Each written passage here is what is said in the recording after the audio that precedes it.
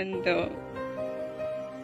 ఇంకొకటి నేను లర్న్ చేసినది ఏంటంటే, life will always test us, but the end of the tunnel there will always be a light.